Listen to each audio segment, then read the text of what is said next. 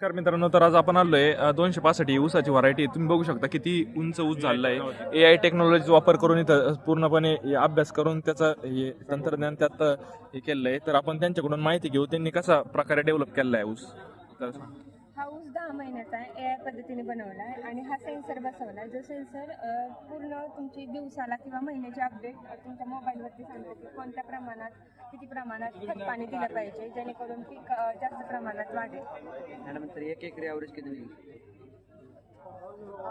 160 ton. 160 ton एकरी.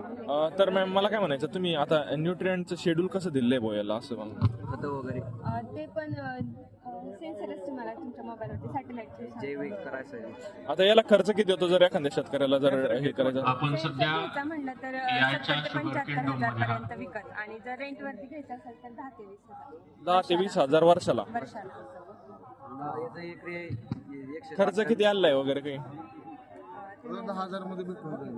10,000 160 ton एकरी average.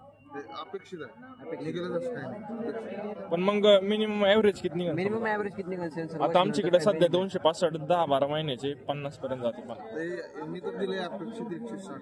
160 ton sensor मध्ये. ते सेन्सर घ्यायचे तर ठरलं तर आणि हे जर एकतरी ह्याच्यावर रजिस्ट्रेशन करा किंवा ते 2 करा.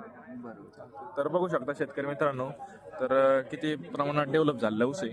हा बघतो ना, हा बघतो ना सगळं भेटतं तिथं काय